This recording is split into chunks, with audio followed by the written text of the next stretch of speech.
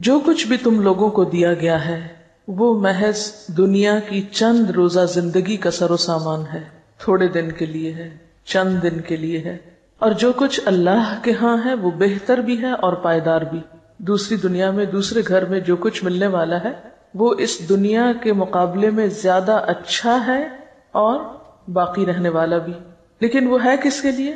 وہ ان لوگوں کے لیے ہے جو ایمان لائے ہیں اور اپنے رب پر بھروسہ کرتے ہیں، توکل کی صفت رکھتے ہیں، اور جو بڑے بڑے گناہوں اور بے حیائی کے کاموں سے پرہیز کرتے ہیں، کبیرہ گناہوں سے بچنے والے اور بے حیائی سے خاص طور پر بچنے والے، اور اگر غصہ آ جائے تو درگزر کرتے ہیں، جو اپنے رب کا حکم مانتے ہیں، نماز قائم کرتے ہیں، اپنے معاملات آپس کے مشورے سے چلاتے ہیں، ہم نے جو کچھ بھی رزق انہیں دیا ہے اس میں سے خرچ کرتے ہیں، اور جب ان پر زیادتی کی جاتی ہے تو اس کا مقابلہ کرتے ہیں، برائی کا بدلہ ویسی ہی برائی ہے، پھر جو کوئی معاف کر دے اور اصلاح کرے اس کا اجر اللہ کی ذمہ ہے، اللہ ظالموں کو پسند نہیں کرتا، اور جو لوگ ظلم ہونے کے بعد بدلہ لیں ان کو ملامت نہیں کی جا سکتی، ملامت کے مستحق تو وہ ہیں جو دوسروں پہ ظلم کرتے ہیں اور زمین میں ناحق زیادتیاں کرتے ہیں، ایسے لوگوں کے لیے دردناک عذاب ہے، البتہ جو شخص صبر سے کام لے اور درگزر کرے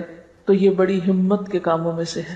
فما اوتیتم من شیء فمتاع الحیات الدنیا، جو کچھ بھی تم کو ملا ہے، اب آپ سوچ سکتے ہیں کہ آپ کو کیا کچھ ملا ہوا ہے، اپنے جسم کے اندر آپ دیکھ سکتے ہیں کہ آپ کو کتنی نعمتیں ملی ہوئی ہیں، کتنی قوتیں ہیں آپ کے پاس، اپنے کھانے پینے کی اشیاء میں، رزق میں دیکھیے، اپنی پرسنل بلانگنگز دیکھیے، آپ کے گھر میں کیا کچھ ہے اس پہ نظر ڈالیے، تو جو کچھ بھی آپ کی پوزیشن میں ہے، جو بھی آپ کی ملکیت میں ہے، جو بھی آپ کے نام پر ہے، کوئی پراپرٹی ہے، کوئی جاگیر ہے، کوئی پلازا ہے، کوئی گھر ہے، کوئی لینڈ ہے، کچھ بھی جو آپ کے پاس ہے یہ صرف تھوڑے دن کے لیے ہے، چند دن کے لیے، اس لیے ان چیزوں کو پا کر پھولنے کی اور تکبر کرنے کی تو کوئی گنجائش ہے ہی نہیں، اور اگر کسی کے پاس نہیں ہے تو اس کو رونے کی ضرورت نہیں، اس لیے کہ چند دن کے بعد یہ دونوں برابر ہو جائیں گے، جن کے پاس ہے ان سے لے لیا جائے گا اور جن کے پاس نہیں ہے ان کے پاس تو ویسے ہی نہیں ہے، لہذا پانے والے اور نہ پانے والے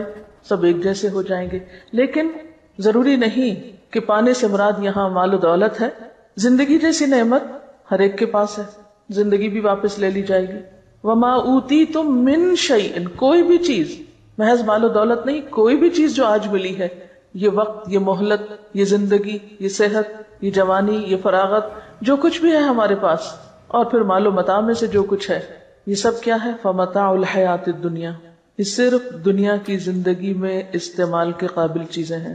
کوئی شخص جس کے پاس قارون کا خزانہ ہی کیوں نہ ہو، اس میں سے استعمال بس اتنا ہی کر سکتا ہے جو اس کی ضرورت ہے، جیسے حدیث میں آتا ہے نا، انسان کہتا ہے میرا مال میرا مال، حالانکہ اس کا مال اصل میں کیا ہے؟ جو اس نے کھا لیا ختم کر دیا، پہن لیا پرانا کر دیا، یعنی استعمال کر دیا تو ختم ہو گیا، یا پھر آگے بھیج دیا آخرت کے لیے، باقی سب کچھ تو دوسروں کے لیے ہے۔ صدقہ خیرات کر ہی بس وہ شخص سکتا ہے جو رب پہ بھروسہ کرتا، جو رب کی بجائے مال پر بھروسہ کرتا ہو، وہ کبھی توکل نہیں کر سکتا اللہ پہ، وہ کبھی اللہ کی راہ میں دے ہی نہیں سکتا، دے گا بھی تو کیسے دے گا؟ کیونکہ اس کو ڈر ہوگا کہ یہ چلا گیا تو میں کہاں سے کھاؤں گا، یہ دے دیا تو میں کہاں سے پہنوں گا، یہ کسی کا ہو گیا تو میرا کیا بنے گا۔ آپ اپنی زندگی پر بھی نظر دوڑائیں، جب بھی کوئی چیز صدقہ کرنے کو دل چاہے تو سب سے پہلا خیال کیا ہوتا ہے؟ تو میرا کیا ہوگا، میں کیا کروں گا، یہ چیز اگر میں فلاں کو دوں تو میرا کیا ہوگا، اور پھر آپ 100 ضروریات ڈھونڈ لیتے۔ کبھی آپ نے اسٹور کی صفائی کی گھر میں، کسی دراز کی؟ پہلے آپ تنگ آتے ہیں چیزوں سے اور آپ سوچتے ہیں میں نے ان سب کو نکال دینا ہے، پھر آپ دراز صاف کرتے ہیں، چیزیں نکالتے ہیں، چھانتے پٹکتے، پھر آپ دوبارہ رکھنے لگتے ہیں، پھر آپ کہتے ہیں یہ اس کام آئے گی، یہ حصہ آئے گی، یہ حصہ آئے گی، اسے لہٰذا کوڑ کباڑ دوبارہ سارے کا سارا ایز اٹ از سیٹ ہو کے دوبارہ دراز میں آ جائے گا، اسٹور میں آ جائے گا، سمٹ جاتا ہے نا۔ جب بکھرا ہوتا ہے تو انسان تنگ آتا ہے، کیا بلا ہے، اور جب سمٹ جاتا ہے تو انسان کہتا ہے اب کام آ جائے گا، اور پھر سال کے بعد صفائی کرتے ہیں تو وہ کسی کام نہیں آتا، اور ویسے کا ایسا ہی ہوتا ہے۔ یاد رکھیں اگر کوئی چیز بن میں بھی ڈالنی پڑے نا تو اس نیت سے ڈالا کریں جو ذرا غیر ضروری ہو، کہ کئی اللہ کی مخلوق بیچاری غریب بن کھول کھول کے چیزیں ضرورت کی نکالتی، یہ ان کے کام آ جائے گی، کوئی بات نہیں۔ آپ کو پتا ہے کئی لوگ بوتلیں اس میں سے نکالتے ہیں، کینز نکالتے ہیں، کاغذ نکالتے ہیں، کوئی بھی پرانی شرانی چیز جو انہیں مل جاتی ہے وہ نکالتے ہیں اور پھر ان کو اکٹھا کر کر کے بیچ کے رات کی روٹی کھاتے ہیں. تو اگر آپ نے کوئی بھی غیر ضروری چیز اس نیت سے ڈال دی اس میں چلو ان کے کام آ جائے گی، میں اپنا لالچ تو دور کروں، جانے دوں، چھوڑو اس کو، بہت رکھ لی اپنے پاس، تو اس چھوٹی سی نیکی کو بھی حقیر نہ سمجھے. وما عند اللہ خیر، اب اس میں سے بھی جو اللہ کے پاس بھیج دیا وہ سب سے بہتر ہے، خیر بہتر ہے، اچھا ہے. وہ جو وہاں جا کے لوگے وہ اچھا ہے. وابقا، اور زیادہ باقی رہنے والا ہے، ہمیشہ کے لیے. اگر دنیا میں بھی آپ کے پاس سب سے اچھی چیزیں ہیں تو بھی ان کو بقا نہیں، کوئی ٹوٹ جاتی ہے، کوئی پرانی ہو جاتی ہے، کوئی میلی ہو جاتی ہے، کوئی گم ہو جاتی ہے. لیکن جو اللہ کے پاس ہے نہ اس کو ٹوٹنا ہے، نہ پرانا ہونا ہے، نہ گم ہونا ہے. ابقا، ایور لاسٹنگ، ہمیشہ رہنے کے لیے ہے. یعنی کسی کو آج ان نعمتوں کا مل جانا اس بات کی ضمانت نہیں کہ کل بھی ملے گا، یا جس کو آج ملا ہے وہ کل کا بھی حق رکھتا ہے. نہیں، آج پانے والے کل محروم بھی ہو سکتے ہیں. ہاں، ان نعمتوں کی حفاظت اور ان کو باقی رکھنے کا گر کیا ہے، طریقہ کیا ہے، ان کو ہمیشہ کے لیے کیسے بچایا جائے، کیسے پریزرو کیا جائے، کس طرح ان سے فائدہ اٹھایا جائے، اس کے لیے آج ان نعمتوں کے ساتھ کچھ صفات اور کچھ کوالٹیز اپنے اندر پیدا کرنے کی ضرورت ہے. ان میں سب سے پہلی چیز جو یاد رکھنے کی ہے وہ کیا کہ للذین آمنوا، یہ سب ان لوگوں کے لیے ہے جو ایمان والے ہیں. نمبر 2، وعلی ربہم یتوکلون، وہ اپنے رب پر بھروسہ رکھتے ہیں. توکل کرنا اور نہ کرنا دو مختلف طرح کی نفسیات ہیں، دو مختلف رویے ہیں. توکل کرنے والے، اپنے رب پہ بھروسہ کرنے والے اور طرح جیتے ہیں، اور مایوس شخصیتیں اور طرح جیتی ہیں. نا امیدی اور مایوسی انسان کو ایک مختلف راہ پر لے جاتی ہے. وما عند اللہ خیر وابقا للذین آمنوا وعلی ربہم یتوکلون، اللہ پہ بھروسہ کرنے والوں کو ہی زیادہ ملا کرتا ہے، وہی باقی رہنے والی نعمتیں حاصل کر سکتے ہیں. ایمان کا تو مطلب ہی ہے مان جانا، یقین کر لینا، اور یہ جنم دیتا ہے کس کو؟ اعتماد اور بھروسے کو. جو شخص اپنے رب پر ایمان رکھتا ہے وہ ایک ایسا مضبوط سہارا تھام لیتا ہے جس کو کبھی بھی ختم نہیں ہونا، کبھی بھی نہیں ٹوٹنا. اللہ تعالیٰ فرماتے ہیں فَمَن يَكْفُرْ بِالطَّاغُوتِ وَيُؤْمِن بِاللَّهِ فَقَدِ اسْتَمْسَكَ بِالْعُرْوَةِ الْوُثْقَى لَا انفصام لَهَا. جو کوئی طاغوت کا انکار کرتا ہے اور اللہ پر ایمان لے آتا ہے وہ ایک ایسا مضبوط کڑا تھام لیتا ہے، یعنی اللہ کے سوا باقی ساری قوتوں کو نگیٹ کرتا ہے اور اول و آخر اللہ ہی پر بھروسہ رکھتا ہے، اسی پر یقین کرتا ہے، اسی پر توکل کرتا ہے جیسا توکل کرنے کا حق ہے. تو پھر وہ ایک ایسا مضبوط کڑا تھامتا ہے لا انفصام لہا، جو کبھی بھی نہیں ٹوٹ سکتا. ایسا انسان کبھی بھی مایوسی کے کھڈ میں نہیں گر سکتا، کبھی بھی ہلاکت میں نہیں جا سکتا. واللہ سمیع علیم، وہ ہر موقع پر اپنے رب کو پکارتا ہے جو سننے والا ہے، جاننے والا ہے. ان کا دوست اللہ ہے. اللہ ولی الذین آمنوا، ایسے لوگوں کو اپنے رب کی دوستی نصیب ہوتی ہے، اس کی معرفت نصیب ہوتی ہے. یخرجہم من الظلمات الی النور، پھر انہیں اپنے رب کی رحمت سے روشنی نصیب ہوتی ہے، نور نصیب ہوتا ہے. اور یہ نور اسی کو نصیب ہو سکتا ہے جو حقیقی معنوں میں ایمان رکھتا ہو اور اپنے رب پر بھروسہ کرتا ہو. وہ پھر مایوسیوں کے اندھیرے میں نہیں رہتا، اللہ تعالیٰ اس کو مایوسیوں کے اندھیرے میں نہیں چھوڑتا. یعنی ایمان میں آنا بذات خود ایک نور کا پانا ہے، اور پھر جب ایک روشن راستہ اس کو نظر آ جاتا ہے تو وہ اس کے اوپر چل پڑتا ہے. یخرجہم من الظلمات الی النور. اس کے برعکس والذین کفروا اولیاءہم الطاغوت یخرجونہم من النور الی الظلمات اولئک اصحاب النار ہم فیہا خالدون.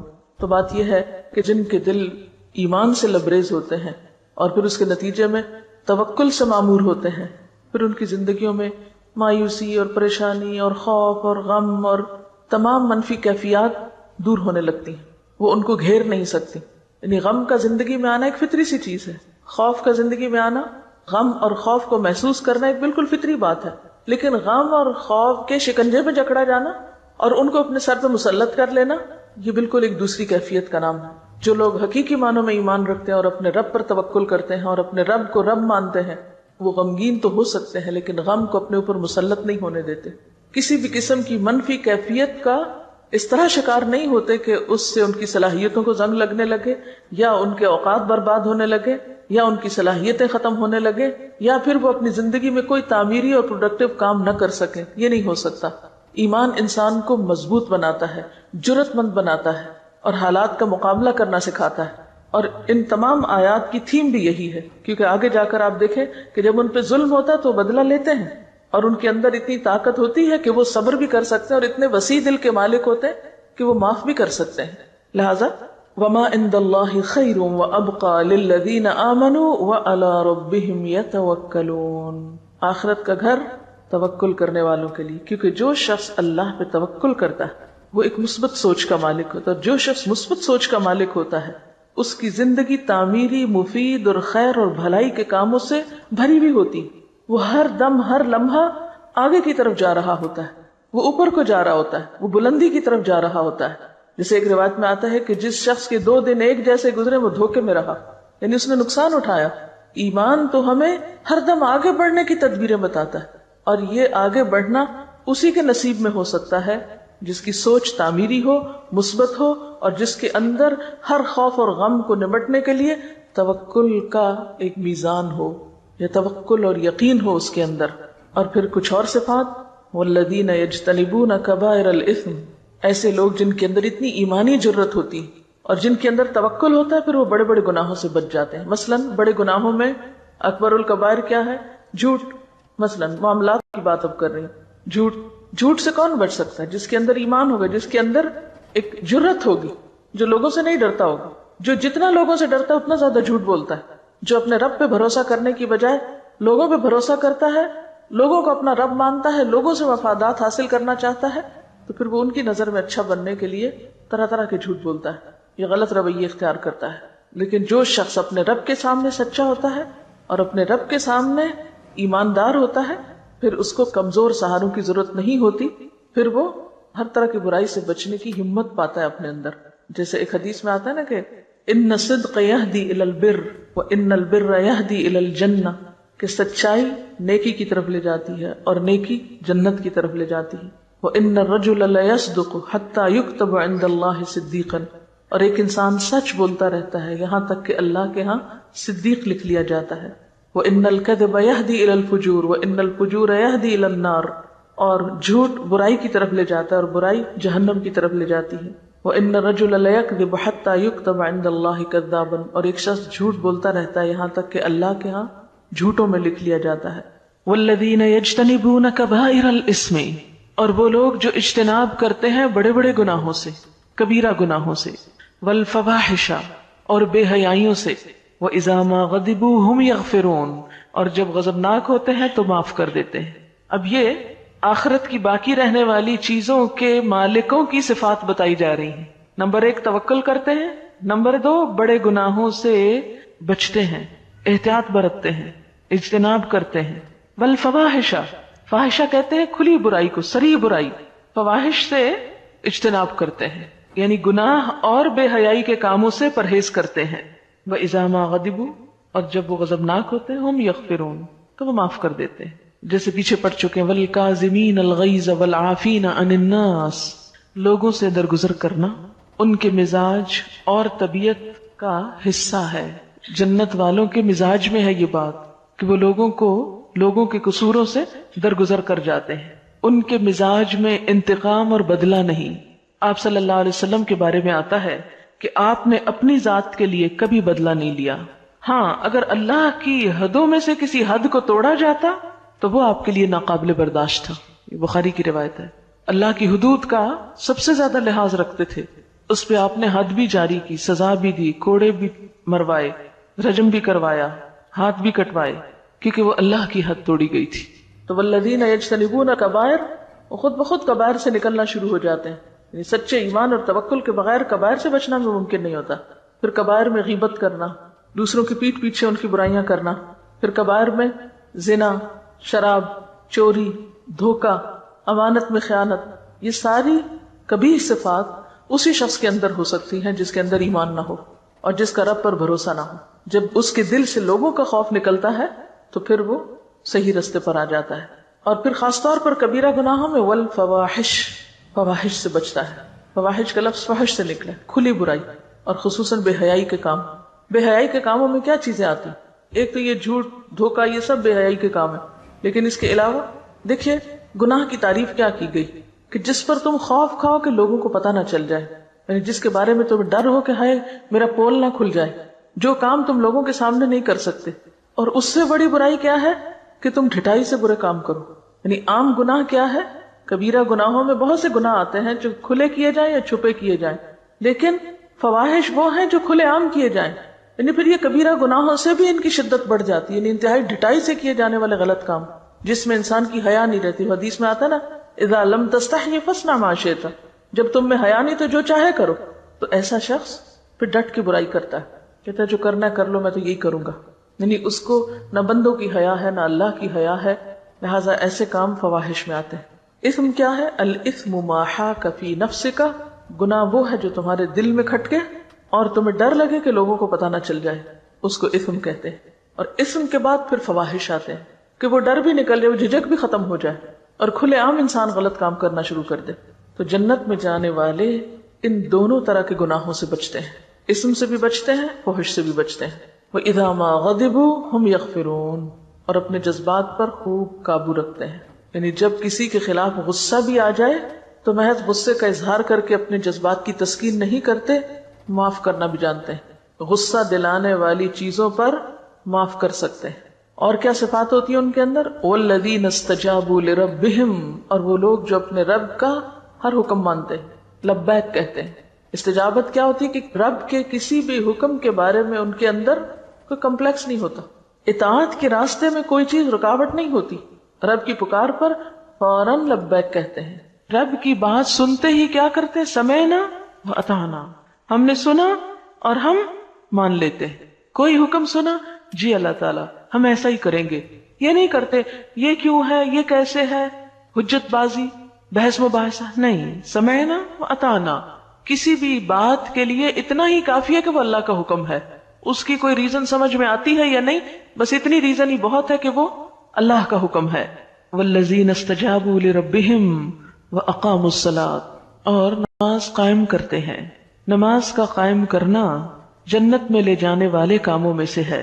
اور پھر اجتماعی معاملات میں وامرہم شورى بینہم، تنہا فیصلے نہیں کرتے بلکہ مشورے سے کام کرتے ہیں. تنہا فیصلے وہ شخص کرتا ہے جو اپنے آپ کو بڑی چیز سمجھتا، یعنی خود کو بہت عقل مند سمجھتا، لہٰذا اپنی مرضی پر، اپنے اون پر، اپنے خیال کے مطابق چیزوں کو جیسے بہتر پائے ویسے ہی فیصلہ کر لی، ویسے ہی کر گزرے. لیکن ایمان والوں کی صفت یہ نہیں ہوتی اور اس چیز کو اپنے خلاف نہیں سمجھتے. بعض لوگ مشورہ کرنے کو اپنی عقل یا اپنی شان کے خلاف سمجھتے ہیں کہ ہم کیوں کسی سے مشورہ کریں، کیا ہم میں عقل نہیں، ہم سمجھدار نہیں، ہم اپنی آزادی کو خود استعمال کریں، ہم جیسے جی چاہیں کام کریں. نہیں، آپ اپنی ذاتی زندگی کے بارے میں تو آزاد ہیں. مثلا آپ نمکین پسند کرتے ہیں یا میٹھا، آپ کا جو جی چاہے کھائیں، اس میں آپ کو کسی سے مشورہ کرنے کی ضرورت نہیں، اللہ یہ کہ آپ بیمار ہو جائے تو پھر آپ کو ضرور پوچھنا پڑے گا ڈاکٹر سے کہ مجھے کیا کھانا چاہیے اور کیا نہیں. پھر وہ آپ سے فیس بھی لے گا مشورے کی اور آپ پر پابندیاں بھی لگائے گا. لیکن اجتماعی معاملات کسی ایک شخص کی مرضی سے نہیں چلا کرتے، چاہے وہ گھر کی اجتماعیت ہو، چاہے وہ کسی ادارے کی اجتماعیت ہو. اس میں باہم مشورہ بے حد ضروری ہے اور مشورہ پھر کامیابی کا راستہ کھولتا ہے. اور مشورہ کیا ہے؟ دراصل کسی بھی کام کے بہتر پہلو کو اختیار کرنے کے لیے بہتر رائے کا انتخاب، اور دوسرے سب کو ساتھ ملا کر چلنا، یعنی ٹیم ورک کی جان یا روح ہوتا ہے، باہمی اعتماد کو ظاہر کرتا ہے. وَأَمْرُهُمْ شُورَى بَيْنَهُمْ، اور ان کے آپس کے معاملات مشورے سے طے ہوتے ہیں. یہ جنت کے وارثوں کی ایک اہم خوبی ہے. شورا کا لفظ ذکرا اور بشرا کی طرح باب مفاعلہ سے اسم مصدر ہے، یعنی اہل ایمان ہر اہم کام باہمی مشاورت سے کرتے ہیں، اپنی ہی رائے کو حرف آخر نہیں سمجھتے. خود نبی صلی اللہ علیہ وسلم کو بھی اللہ تعالیٰ نے حکم دیا کہ مسلمانوں سے مشورہ کیجیے. آل عمران 159 میں آتا ہے وَشَاوِرْهُمْ فِي الْأَمْرِ، چنانچہ آپ صلی اللہ علیہ وسلم جنگی معاملات اور دیگر اہم کاموں میں مشاورت کیا کرتے تھے. اس کا فائدہ کیا ہوتا ہے؟ اس سے ان لوگوں کی حوصلہ افزائی ہوتی ہے جن سے مشورہ کیا جاتا ہے. اور دوسرا فائدہ کیا ہوتا ہے کہ کسی کام کے اہم حصے نمایاں ہو جاتے ہیں کیونکہ ہر شخص اپنے اپنے اینگل سے دیکھ رہا ہے. مثلا اگر ہم نے اس کمرے کا حدود اربع بیان کرنا ہو تو اگر صرف میں ایکسپلین کرتی رہوں گی تو بات پوری نہیں کر سکوں گی. کیوں؟ اس لیے کہ میں صرف اپنے سامنے والی چیز کو دیکھ رہی ہوں. اگر میں آپ کو بھی شریک کر لوں گی تو آپ ان چیزوں کو دیکھ رہے ہیں جو میرے پیچھے ہیں، جو مجھے نظر نہیں آ رہی. اس طرح ایک مکمل پکچر بن جائے گی. ٹھیک ہے نا؟ مشورہ بھی ایسا ہی ہوتا ہے. کسی بھی معاملے کے بارے میں جب مشورہ کیا جاتا ہے آمنے سامنے بیٹھ کر، تو ایک شخص ایک اینگل سے دیکھتا ہے، دوسرا دوسرے سے، اور اس طرح وہ پوری چیز سامنے آ جاتی ہے. اور ہم دیکھتے ہیں کہ نبی صلی اللہ علیہ وسلم نے زندگی کے بہت سارے معاملات میں مشورے کیے. اس کے بعد صحابہ کرام کا بھی یہی طریقہ تھا. حضرت عمر رضی اللہ تعالی عنہ جب نیزے سے زخمی ہو گئے اور زندگی کی کوئی امید باقی نہ رہی تو امر خلافت کی مشاورت کے لیے 6 آدمی نامزد فرمائے. حضرت عثمان، حضرت علی، طلحہ، زبیر، سعد اور عبد الرحمن بن عوف. انہوں نے باہم مشورہ کیا اور آپس میں مشورے کے علاوہ اور لوگوں سے بھی مشورہ کیا، اور اس طرح حضرت عثمان کو خلافت کے لیے نامزد کر دیا گیا. بعض لوگ یہ سمجھتے ہیں کہ قومی اور اجتماعی سطح پر ہو تو مشورے سے مراد جمہوریت ہے. نہیں، اس لیے کہ جمہوریت میں ہر کہ و میں سے مشورہ کیا جاتا ہے، جو بھی سلیکٹ ہو کے آ جائے، خواہ وہ اس چیز کا اہل ہو یا نہ ہو. اب آپ دیکھیں کہ اس وقت دنیا میں جہاں جہاں جمہوریت ہے، پارلیمنٹ موجود ہے، وہاں پر جو ممبرز ہوتے ہیں، MNAs ہوتے ہیں، مختلف علاقوں سے آئے ہوئے، ان میں سے اکثریت ایسی ہوتی ہے جو امور مملکت کو، دنیا کے حالات کو کچھ بھی نہیں جانتے ہوتے. کسی کام کو کیسے چلانا ہے، کیسے کرنا ہے، ان کے پاس کوئی تجربہ نہیں ہوتا. ان کا سب سے بڑا کریڈٹ یہ ہے کہ وہ لوگوں کے پسندیدہ شخصیتیں، لوگوں نے انہوں نے بھیج دیا ہے. وہ آگے جا کے کیا کرتے ہیں کیا نہیں کرتے کچھ خبر نہیں. کئی ایک لوگ تو پڑھنا لکھنا بھی نہیں جانتے، کئی ایک لوگ دنیا کی تو کیا اپنے آپ کی خبر نہیں رکھتے. اس لیے وہ جو نظام پھر چلاتے ہیں وہ آپ کے سامنے ہے. اگر آپ نے ایک بلڈنگ بنانی ہے تو مشورہ ٹانگے والے سے کریں گے، فلمی اداکار سے کریں گے، کیونکہ یہاں تو کھلاڑی بھی آ رہا ہے، اداکار بھی آ رہا ہے، ٹانگے والا بھی آ رہا ہے، کاشتکار بھی آ رہا ہے، اسمبلی کا ممبر بن کے مشورے دینے لگے ہیں یہ لوگ حکومت چلانے کو. تو بلڈنگ بنانے کے لیے تو آپ کو مشورہ کرنا ہے کس سے؟ آرکیٹیکٹ سے، انجینئر سے، متعلقہ افراد سے. اور ملک چلانے کے لیے مشورہ کر رہے ہیں آپ ان حضرات سے. خیر، میرا فیلڈ نہیں ہے سیاست، اس لیے زیادہ بات نہیں کروں گی. جو فیلڈ نہ ہو اس پر زیادہ نہیں بولنا چاہیے. بہرحال وَأَمْرُهُمْ شُورَى بَيْنَهُمْ، مشورے کا جب اللہ نے حکم دیا، اور یہ دیکھیں ان صفات میں سے ہے جو جنت میں لے جانے والی ہیں. اس کو معمولی صفت نہ سمجھے، یہاں پر معمولی چیز نہ لیں اس کو کہ ٹھیک ہے دل چاہے گا مشورہ کریں گے، نہیں تو نہیں صحیح. نہیں، آپ کو کرنا ہے اگر آپ جنت میں جانا چاہتے ہیں. اب آپ دیکھیں کہ مشورہ جہاں کرنا ضروری ہے وہاں ہر معاملے اور ہر چیز میں بھی نہیں کرنا ہوتا. مثلا میں کھانا کھاؤں کہ نہ، اب اس پر مشورے کی نہیں ضرورت. نماز پڑھوں یا نہ، اگر آپ اکثریت کہہ دیں گے مجھے نماز پڑھنی چاہیے تو میں پڑھ لوں گی. اگر آپ کہیں نہیں آپ کو کوئی بات نہیں، آج آپ نہ پڑھیں، تو میں کو نہیں پڑھ رہی، سب نے مجھے مشورہ دیا تھا نماز نہ پڑھنا، تو اللہ تعالیٰ آپ نے کہا تھا مشورہ کرنا. تو ایسے معاملات میں مشورہ نہیں ہے. مشورہ ایسے معاملات میں ہے کہ جس کا تعلق اجتماعیت سے ہے، زیادہ لوگوں کے مفاد سے ہے، 2 یا 2 سے زائد لوگوں کے مفاد میں جو چیز ہے. اور پھر اس میں کوئی بھی شخص اگر اجتماعی فائدوں کو یا اجتماعی کام کو صرف اپنی منمانی اور ون وے ٹریفک کے طریقے سے کسی گاڑی کو دھکیلنا چاہے تو ہو سکتا ہے وہ منزل تک نہ پہنچائے. اور پھر آپ دیکھیں کہ جو شخص اجتماعی معاملات میں صرف اپنی مرضی کرتا ہے وہ سب کی ذمہ داری اپنے اوپر لیتا ہے. اگر کام غلط ہو گیا تو اس کا مطلب کیا ہے کہ قصوروار وہی ہے. جب مشورے سے ہوا تو اس ذمہ داری کو سب نے بانٹ لیا، تو یہ ایک فائدہ ہو جاتا ہے مشورے کا. اور پھر اسی طرح مشورہ اس لیے بھی مفید ہے کہ جو معاملہ سب سے متعلق ہے اس میں سب کو باخبر بھی رکھا جائے، سب کو پتا ہو کہ ان کے بارے میں کیا ہو رہا ہے. پھر اسی طرح یہ ہے کہ اجتماعی معاملات کو چلانے کے لیے جس شخص پر ذمہ داری ڈالی جائے وہ بھی مشورے سے ہو، تاکہ لوگوں کی پسند کے مطابق، یعنی اللہ کی پسند تو بہرحال اوپر ہے، عام روزمرہ مثلاً چھوٹی چھوٹی چیزوں میں جو ذمہ داری دی جاتی ہے انتظامی امور میں، تو اس میں اہلیت کے ساتھ لوگوں کی رائے لینے میں، مشورہ کرنے میں کہ کس شخص کو کس چیز پر متعین کیا جائے، نقصان کی بات نہیں. پھر ایسے لوگ مشورہ دیں جو اہل ہوں. پھر اپنے ضمیر اور ایمان کے مطابق کسی لالچ کے یا کسی خوف کے دباؤ میں نہ مشورہ دیں. وَأَمْرُهُمْ شُورَى بَيْنَهُمْ وَمِمَّا رَزَقْنَاهُمْ يُنْفِقُونَ، اور اس میں سے جو ہم نے ان کو رزق دیا وہ خرچ کرتے ہیں. رزق کا خرچ کرنا کچھ تو اس میں فرائض کی ادائیگی میں سے ہے جیسے زکوٰۃ وغیرہ، کچھ صدقات ہیں جو انسان اپنے دل کی خوشی سے کرتا ہے، اور اس میں لن تنالوا البر حتی تنفقوا مما تحبون، اپنی پسندیدہ ترین چیزوں میں سے خرچ کرنا، اور پھر خاص طور پر اپنی غلطیوں کے کفارے کے لیے، گناہوں کے ازالے کے لیے، مصیبتوں کو ٹالنے کے لیے، کیونکہ ہر گناہ مصیبت کا سبب ہوتا ہے۔ تو جب ان کو احساس ہوتا ہے کہ انہوں نے کوئی بھی کام غلط کیا ہے تو اس موقع پر بھی وہ صدقہ کرتے ہیں۔ یعنی صدقہ مومن کی عادات میں سے ہونا چاہیے، یعنی ہر روز کچھ نہ کچھ صدقہ کرنا چاہیے۔ اگر مال میں سے کچھ بھی نہیں پاتے، حالانکہ ایسا نہیں ہے کہ کچھ بھی نہیں پاتے، اگر آپ کے پاس 2 لقمے ہیں کھانے کو تو آپ ایک یا آدھا کسی اور کو بھی دے سکتے ہیں، جیسے نبی صلی اللہ علیہ وسلم فرمایا کہ آگ سے بچنے کی فکر کرو، خواہ کھجور کا آدھا ٹکڑا ہی کیوں نہ ہو۔ پوری کھجور نہیں خرچ کر سکتے تو آدھی سے۔ اب ہم میں سے کتنے ہی لوگ ہیں جو مثلاً کلو بھر 2 کلو بھر کھجوریں خرید کے اپنے گھر رکھ سکتے ہیں، اور جب گھر سے نکلیں تو اپنی جیب میں تھوڑی سی لے چلیں، رستے میں جو بھی نظر آئے اس کو آفر کرتے چلے جائیں۔ آسان طریقہ ہے صدقہ کرنے کا، لیکن عموماً ہم اس طرف توجہ نہیں کرتے کہ ہر روز صدقہ کرنا چاہیے، یہ چھوٹی سے چھوٹی چیز بھی صدقہ کی جا سکتی، کیونکہ ہم کوتاہیاں روز کرتے ہیں، ہم غلطیاں روز کرتے ہیں، لہذا ہمیں روزانہ صدقہ کرنے کی ضرورت ہے۔ تو وَمِمَّا رَزَقْنَاهُمْ يُنْفِقُونَ، جو رزق ہم نے ان کو دیا اس کو اکٹھا کر کے نہیں رکھتے رہتے، صرف اپنی ذات کے لیے نہیں کرتے، اس میں سے وہ نکالتے رہتے، یہ ان کی عادت ثانیہ ہوتی، مسلسل وہ اس کے بارے میں سوچتے رہتے ہیں، کیونکہ بہت سے ڈپریشن، بہت سے دل کے بوجھ اور بہت سے غم کا علاج صدقہ ہے۔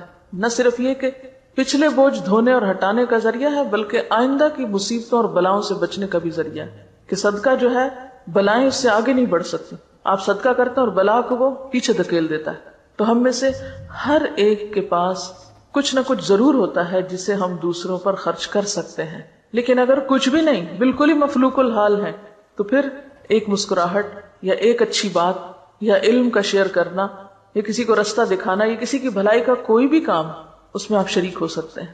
والذین اذا اصابہم البغی ہم ینتصرون، اور وہ لوگ جب ان کو کوئی زیادتی پہنچتی ہے تو وہ بدلہ لے لیتے ہیں۔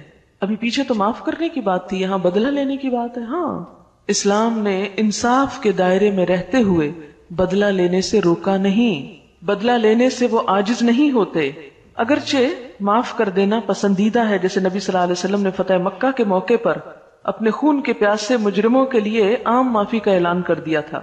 حدیبیہ میں ان 180 لوگوں کو معاف کر دیا گیا جنہوں نے آپ کے خلاف ایک سازش تیار کی تھی۔ لبید بن عاصم یہودی جس نے آپ پر جادو کیا تھا، اس سے آپ نے کوئی بدلہ نہیں لیا۔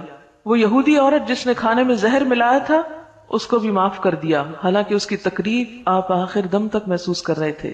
ذات کے لیے نہیں لیتے تھے، اللہ کی حدود کے لیے لیتے تھے، لیکن ذات کے لیے بھی لینے کی اجازت ہے۔ اسلام ایسا دین نہیں کہ جو انسان کو مسکین بنا دے، راہب یا بھکشو بنا دے۔ شرافت کیا ہے کہ غالب ہوں تو مغلوب کا قصور معاف کر دیں، قادر ہوں تو درگزر کریں، اپنے سے چھوٹے انسان سے خطا ہو جائے تو چشم پوشی کریں، اور اگر کوئی بڑی طاقت ان کو دبانے کی کوشش کرے تو ڈٹ کے کھڑے ہو جائیں اور بدلہ لیں، اس کے ہاتھ روکیں۔ پھر یہ ہے کہ بدلہ لینے کے بھی 2 طریقے ہوتے ہیں، ایک یہ کہ غصے کو غصے کی شکل میں ظاہر کیا جائے، اور ایک احسن طریقے سے اس کا بدلہ لیا جائے۔ غصہ آنا، تلخی پیدا ہونا بالکل ایک نیچرل بات ہے، کوئی شخص اس سے بچا ہوا نہیں، ہر شخص کے اندر اللہ نے پتا رکھا ہے، وہ زہر کی پوٹلی، وہ اپنا کام کرتی ہے، لیکن اظہار کا طریقہ دوہرا ہو سکتا ہے۔ ایک یہ کہ غصے کو غصے کی شکل میں ظاہر کیا جائے، دوسرا یہ کہ غصے کو برداشت کی شکل میں ظاہر کیا جائے۔ اب اس کا مطلب کیا ہے کہ غصے کو جب ہم آپے سے باہر ہو کے ظاہر کرتے ہیں تو اس سے کام خراب ہوتے ہیں۔ مثلا آپ شدید غصے میں بول رہے ہیں، کسی کو کیا سمجھ آئے گی؟ چیخ چلا کے رو کے بول رہے ہیں، اگلے کے پلے ہی نہیں کوئی بات پڑے گی۔ اور ایک یہ ہے کہ غصہ ہے، آپ ظاہر کر رہے ہیں لیکن ایک فرم انداز میں، جس سے دوسرے کو بات سمجھ میں بھی آ جائے، لیکن ری ایکشنری ہو کر نہیں۔ اس میں عموماً کیا ہوتا ہے؟ نقصان ہو جاتا ہے، کیونکہ جب آپ ری ایکشن ایسا کرتے ہیں تو دوسرے کو اور بھڑکا دیتے ہیں۔ وہ اگر طاقتور ہے تو آپ پہ اور ظلم کا اندیشہ ہے۔ اب یہ ساری صفات ہیں اہل جنت کی، کہ جو جنت میں جائیں گے ان کے اندر یہ تمام صفات ہونی چاہیے، یہ کرائیٹیریا آپ کو میٹ کرنا ہے۔ مثلاً آپ کسی دوسرے ملک میں جا کر رہنا چاہتے ہیں، امیگریشن چاہتے ہیں، تو اس کے لیے آپ کو ایک سرٹن کرائیٹیریا میٹ کرنا پڑتا ہے، آپ کو کچھ ضروری چیزیں فراہم کرنی پڑتی۔ تو جنت کی امیگریشن کے لیے بھی، یہاں سے وہاں جانے کے لیے بھی آپ کے اندر ایک مخصوص کردار کا ہونا بے حد ضروری ہے۔ وہاں کے ویزا کے لیے بھی کچھ ضروری شرائط اور ریکوائرمنٹس ہیں۔ اگر آپ وہ پورا نہیں کرتے تو اندر جانے کے مستحق نہیں. اور ان میں سے یہ تمام چیزیں جن میں سے ایک اہم چیز والذین اذا اصابهم البغی هم ينتصرون، کہ جب ان کے ساتھ کوئی زیادتی کرتا ہے تو بدلہ لیتے ہیں. عام حالات میں ہمیں کیا کہا گیا ہے کہ درگزر کرو، معاف کر دو. لیکن جہاں انسان یہ دیکھے کہ محض معاف کرنے سے دوسرے کی اصلاح نہیں ہو سکتی تو وہاں ایک حد کے اندر رہتے ہوئے وہ بدلہ لے سکتا ہے. لیکن کس طرح؟ وَجَزَاءُ سَيِّئَةٍ سَيِّئَةٌ مِثْلُهَا، برائی کا بدلہ اگر برائی سے دینا ہے تو اتنی ہی برائی کی اجازت ہے جتنی تم پر کی گئی، صرف اسی دائرے کے اندر. کیونکہ اگر تم نے ایک کے بدلے میں 2 گنا سزا دی کسی کو تو پھر کیا ہوگا؟ زیادتی ہو جائے گی، وہ مظلوم ہو جائے گا اور تم ظالم ٹھہرو گے. لیکن اس کے ساتھ ساتھ پھر مزید کیا سکھا دیا کہ اگرچہ بدلہ لینے کا حق ہے کیونکہ اسلام انصاف کا دین ہے، اس میں عدل ایک بہت اہم صفت ہے، لیکن اس کے باوجود افضل اور پسندیدہ کیا ہے؟ فمن عفا، جو کوئی معاف کر دے، واصلح، اور اصلاح کر لے تعلقات کی، فاجرہ علی اللہ، تو اس نے اپنا اجر اللہ کے ہاں محفوظ کر دیا، وہاں جا کر اس کو مل جائے گا، ضائع نہیں جائے گا. انہ لا یحب الظالمین، وہ ظالموں سے محبت نہیں رکھتا. ظالم کون ہے؟ جو برائی کا بدلہ اتنی برائی سے دینے کی بجائے دگنی یا چگنی یا اس سے زیادہ میں دے. وَلَمَنِ انتَصَرَ بَعْدَ ظُلْمِهِ فَأُولَٰئِكَ مَا عَلَيْهِم مِّن سَبِيلٍ، لیکن اگر کوئی معاف نہیں کرنا چاہتا، درگزر نہیں کرنا چاہتا، بدلہ ہی لینا چاہتا ہے تو بدلہ لینے والے کو برا بھلا نہیں کہا جائے گا. یعنی بعض اوقات ایسا ہوتا ہے نا کہ جب کسی کی زیادتی کا جواب دیا جائے یا ظالم کا ہاتھ پکڑا جائے تو عموماً لوگ مظلوم کو چھوڑ کر ظالم کے ساتھ ہو جاتے ہیں کہ نہیں، چھوڑ دینا چاہیے تھا، بدلہ نہیں لینا چاہیے تھا. بعض اوقات ایسا ہوتا ہے نا کہ اگر ایک شخص نے اس نے قتل کیا، اب اس کی سزا کیا ہے؟ قتل کا بدلہ قتل ہے. اب اگر کوئی انصاف کی خاطر، بدلے کی خاطر اس شخص کو کافر کردار تک پہنچاتا ہے اور اس شخص کو پھانسی ہو جاتی ہے یا وٹ ایور جو بھی طریقہ ہے بدلے کا، تو عموماً پھر عامت الناس کا رجحان کیا ہوتا ہے کہ نہیں، اس شخص نے توبہ کر لی تھی، معافی مانگ لی تھی، تو اب اس کو سزا نہیں ملنی چاہیے. نہیں، یہ حق اللہ نے کس کو دیا ہے؟ مقتول کے وارثوں کو دیا ہے. وہ چاہے تو معاف کر دیں، چاہے تو بدلہ لیں. جو بدلہ لے گا اس کو کوئی برا نہیں کہے گا. فَأُولَٰئِكَ مَا عَلَيْهِم مِّن سَبِيلٍ، ایسے لوگوں کو ملامت نہ کی جائے گی. بدلہ لینے والے کو آپ برا بھلا نہیں کہہ سکتے، لیکن اس وقت تک جب کہ وہ اتنا ہی لے جتنی اس پر زیادتی ہوئی، آگے نہ بڑھے. ہاں آگے بڑھے تو پھر وہ ظالم ہوگا. انما السبیل علی الذین یظلمون الناس، ملامت تو ان پر ہے جو لوگوں پہ ظلم ڈھاتے ہیں. ویبغون فی الارض بغیر الحق، اور زمین میں ناحق زیادتیاں کرتے ہیں. اولئک لہم عذاب علیم، ایسے لوگوں کے لیے دردناک عذاب ہے. یعنی دنیا میں بھی ان کو سزا دی جا سکتی ہے، اور اگر دنیا میں وہ بچ جائیں، پکڑے نہ جائیں، تو آخرت میں وہ اللہ کی سزا سے بچ نہیں سکتے. اولئک لہم عذاب علیم، وہاں وہ دردناک سزا پائیں گے. اور خلاصہ کیا ہے اس سارے معاملے کا؟ وَلَمَن صَبَرَ، ابتدائے گفتگو میں ایمان کی بات تھی، توکل کی بات تھی، اور انتہائی گفتگو میں صبر. وَلَمَن صَبَرَ وَغَفَرَ، اور جو کوئی صبر کرے اور معاف کر دے، دوسروں سے درگزر کرے، تو إِنَّ ذَلِكَ لَمِنْ عَزْمِ الْأُمُورِ، یہ بڑی ہمت کے کاموں میں سے ہے. اور یہ ہمت کس کے اندر آتی ہے؟ جس کے اندر ایمان کی پختگی ہو، کردار کی پختگی ہو، اخلاق کی بلندی ہو، جو اپنے رب پر بھروسہ کرنا جانتے ہوں. یہاں ایک بات یاد رکھیے کہ غصے پر قابو پانے کی بات تو ہے ہی، لیکن جو چیز کہی جا رہی ہے وہ یہ کہ غصے کے باوجود معاف کر سکتے ہیں. یعنی غصہ ہے تو پھر بھی معاف کر دیتے ہیں. یہاں توکل کی صفت جو ہے وہ ساری خوبیوں کا اور ان آگے کے سارے کاموں کے لیے ایک بنیاد نظر آتی ہے. یعنی توکل کے بغیر آپ باقی کام نہیں کر سکتے، کیونکہ انسان کو کیا چیز اللہ کی اطاعت سے روکتی ہے؟ دنیا کی محبت، دنیا کا مفاد، کسی چیز کا خوف، کسی چیز کی طلب. تو جب آپ کے اندر توکل آ جاتا ہے تو پھر آپ دنیا سے بے نیاز ہونے لگتے ہیں. جب بے نیاز ہو جاتے ہیں تو آپ کے اندر ایک بے خوفی کی کیفیت پیدا ہوتی ہے، یعنی خوف ختم ہو جاتا ہے آپ کے اندر سے. تو پھر آپ کے اندر ایک ایسی جرت پیدا ہوتی ہے کہ آپ بڑے بڑے سٹیپ اٹھا سکتے ہیں.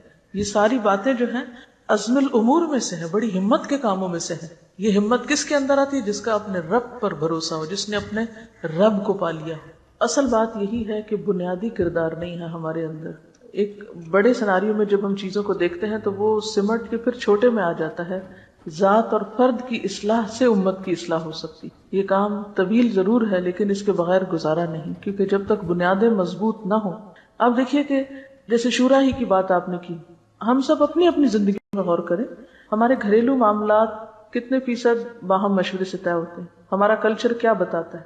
جب مثلاً عموماً گھروں میں کوئی بڑا ایشو آتا ہے، کوئی شادی بیاہ کا معاملہ ہے یا کوئی پراپرٹی کی لین دین ہے یا کچھ بیچنا ہے ایون، تو کیا بعض اوقات صرف چند افراد اپنے مفادات کو سامنے رکھ کے فیصلہ نہیں کر لیتے؟ کیا وہ ان متعلقہ افراد کو شریک مشورہ کرتے ہیں کہ جو اس معاملے سے متعلق ہوتے ہیں یا ہوا بھی نہیں لگنے دیتے؟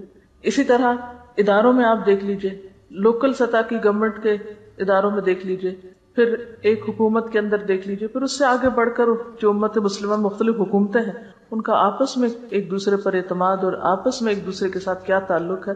تو جب تک ہمارے اندر یہ بنیادی اخلاق نہیں پایا جاتا اس وقت تک اللہ کی مدد آ نہیں سکتی، اور اس کی ابتدا ہم میں سے ہر ایک کو اپنی ذات سے کرنا ہے اور پھر اس کا شعور عام کرنا ہے اور دوسروں کے اندر بھی بیدار کرنا ہے.